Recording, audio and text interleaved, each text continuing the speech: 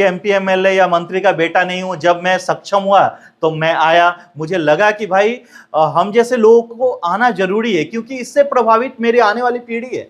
मेरे बच्चे जो भी समस्याएं मैं भुगत चुका हूं सिवान में रह के, मेरे बच्चे इस समस्या को न भुगतें। तो एक बाप होने के नाते, एक बड़ा भाई होने के नाते मुझे लगा कि मेरा छोटा भाई नशे की गिरफ्त में ना जाए। तो मुझे लगा कि ये आवाज उठानी चाहिए कि अंधेरा घना है लेकिन दिया जलाना कहां मना है। देखिए, अकेले अकेले चलना कोई बड़ी बात थोड़े है। मैं ये कहां कहता हूं कि मैं जीत जाऊंगा, मुझे बहुत ज्यादा समर्थन लोग, लेकिन प्रकाश मणि तिवारी को देख के आपका भाई, आपके घर का लड़का हिम्मत तो करेगा ना कि हम भी एमपी का इलेक्शन लड़ सकते हैं। इंपॉर्टेंट मेरे लिए ये है, लोगों के दिमाग में ये संदेश गया ना कि हमारे समाज में असली समस्या क्या है। नशाखोरी हमारे समाज के दोनों पहलू हैं। एक तो उनका खौफ, सबको मानना पड़े कि उनकी जो भी चीजें होती थी खौफ से होती थी, और खौफ ही सही। उत्तर बिहार का सबसे प्रतिष्ठित इलेक्ट्रॉनिक स्टोर जिमी सेल्स अब 999 की आसान किस्तों पर अपनी पसंद का कोई भी इलेक्ट्रॉनिक्स प्रोडक्ट घर ले जाए। TV, fridge, washing machine, air condition, mobile, laptop और अन्य इलेक्ट्रॉनिक आइटम्स का विशाल रेंज आकर्षक डिस्काउंट के माध्यम से मैं जो हमारे जमीनी मुद्दे हैं, जो बहुत ही महत्वपूर्ण और गंभीर मुद्दे हैं हमारे जिले के, मैं उसके लिए इस प्रेस कॉन्फ्रेंस को बुलाया हूँ। देखिए, मुद्दे हमारे समाज की जो मूलभूत सुविधाओं से लेके कुछ गंभीर समस्याएं हैं। जब हम मूलभूत सुविधाओं की बात करते हैं तो मैं जीवन स्तर को सुधारने की बात करता हूं। जीवन स्तर सुधारने का मतलब होता है कि जब आप रोड पे चलते हैं तो आपके मन में ये डर न रहे कि हमारा रोड एक्सीडेंट हो जाएगा।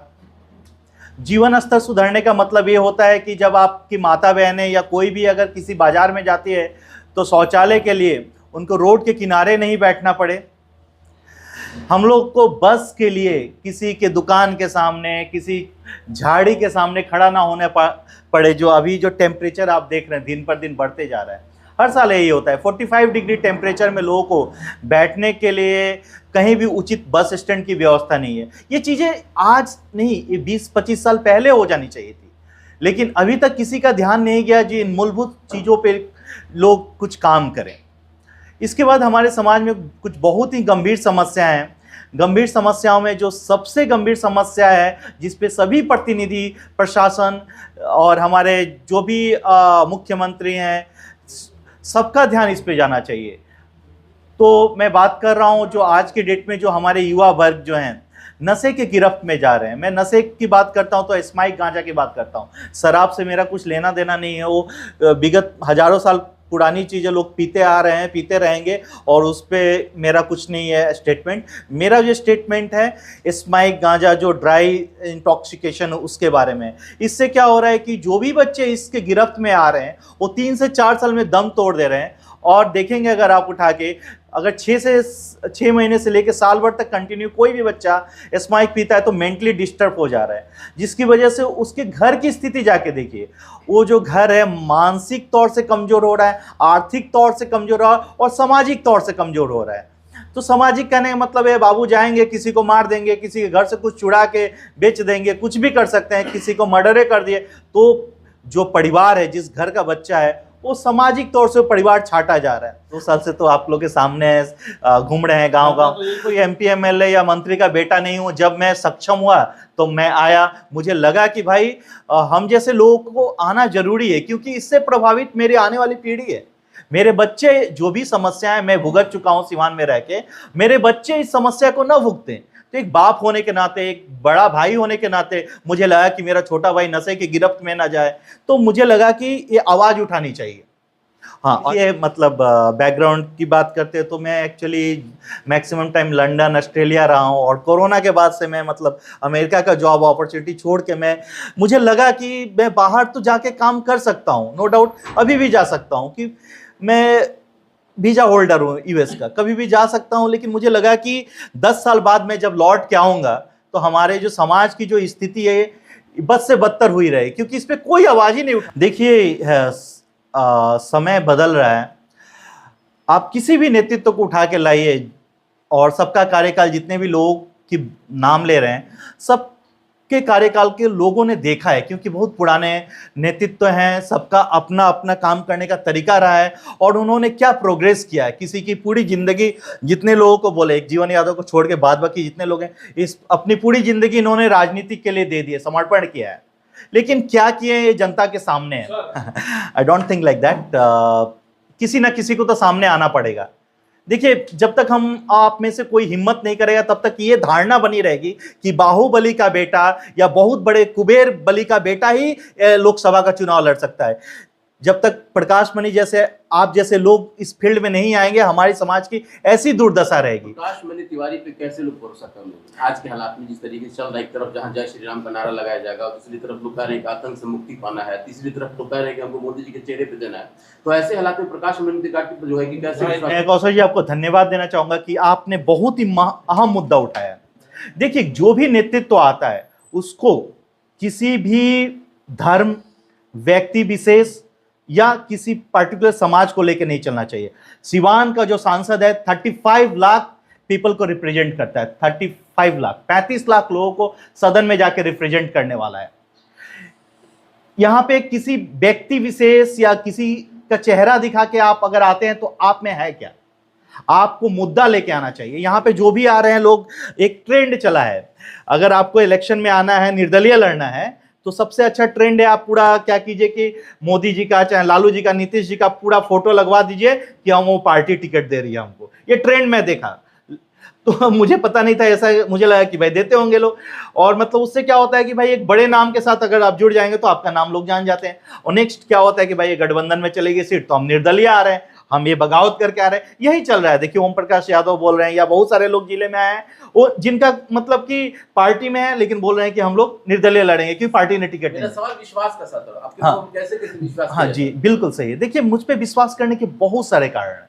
पहला तो ये है कि आप जितने भी लोगों को उठा के देखेंगे, किसी ने भी हमारे समाज के जो असली मुद्दे हैं, जो हमारे समाज की असली समस्या है, किसी ने भी उसको उठाने का काम नहीं किया है। जो भी बात करते हैं उनका ये रहता है कि हम हिंदू मुस्लिम करें या बड़ जात छोट जात करें। यहाँ पे यही दो पॉलिटिक्स चलती है, कास्ट एंड क्रीड की। या तीसरी पॉलिटिक्स ये है कि शहाबुद्दीन साहब के बारे में कुछ बुरा बोलिए, एक दिन में आप हाईलाइट हो जाइएगा।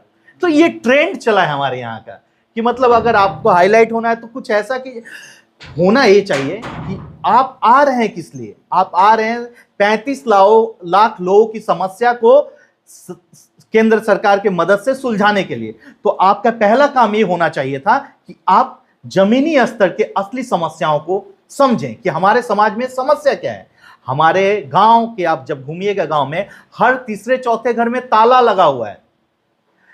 क्यों लगा हुआ है? माइग्रेट कर रहे हैं, पलायन कर रहे हैं। और पलायन ऐसा है कि आने वाले 10 से 20 साल बाद वो हमेशा के लिए ताला लग गया। माना कि अंधेरा घना है लेकिन दिया जलाना कहां मना है। देखिए, अकेले चलना कोई बड़ी बात थोड़े है।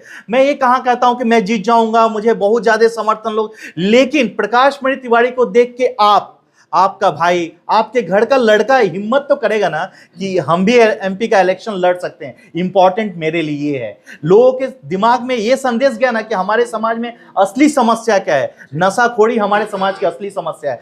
हमारे किसानों के लिए क्या समस्या है? कोल्ड स्टोरेज नहीं होने से दिल्ली से ज्यादा महंगा सब्जी आप गांव के बाजार में खरीदते हैं। क्यों? क्योंकि हर ब्लॉक में कोल्ड स्टोरेज नहीं है।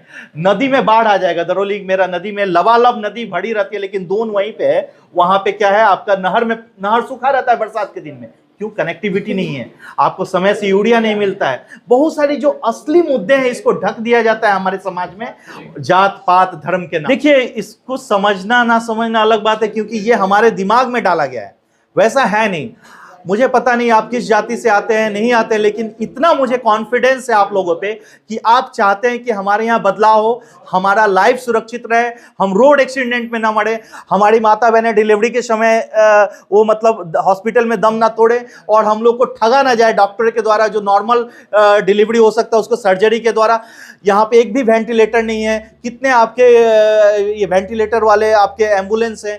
ये चीजें सब कोई चाहता है, इतना तो मैं गारंटी के साथ। शहाबुद्दीन साहब के दोनों पहलू हैं। एक तो उनका खौफ, सबको मानना पड़े कि उनकी जो भी चीजें होती थी खौफ से होती थी और खौफ ही सही कुछ तो हुआ था। ये तो व्यक्ति विशेष पे मैं टिप्पणी क्यों करूं? जो भी उठे हैं, हो सकता है कि अच्छा करें। मैं कैसे कहूं, जब तक आप किसी को मौका नहीं दीजिएगा, आप कैसे पहले ही कह दीजिए कि अच्छा करेगा, नहीं करेगा। लेकिन ये चीज भी होना चाहिए कि किस कैंडिडेट को आप भेज रहे हैं संसद में, आपकी आवाज उठा पाए कि नहीं, ये तो जनता को सोचना चाहिए। प्रकाश मणि पे जनता विश्वास क्यों करे? हो सकता है कि ये भी जाए कोई पार्टी को सपोर्ट करके सीमांत उसी दलदल में रहने दे। लंदन अमेरिका चले जाइएगा भैया, लंदन अमेरिका तो हम अभी भी जा सकते हैं। अगर 3 साल से मेरा लड़का भी न्यूयॉर्क में पढ़ाई करते रहता, और आपको भी पता है कि एक लग्जरी लाइफ होती है, एटलीस्ट मतलब इतना मतलब पॉपुलैरिटी नहीं होती है नेताओं की तरह, लेकिन पर्सनल लाइफ तो अच्छी होती है, वही ज़्यादा इंपॉर्टेंट रखता है। तो जाने के लिए आप देखे होंगे जो लोग सोचते हैं, वो मैं ऑलरेडी उस लेवल से गुजर चुका हूँ, या अभी भी उससे बेहतर मैं कर सकता हूँ। तो मुझे बस मेरा उद्देश्य है कि हमारा जो समाज है बदले, हमारे समाज के जो असली मुद्दा हैं उस पे काम हो, कि हमारे आने वाली पीढ़ी सुरक्षित रहे।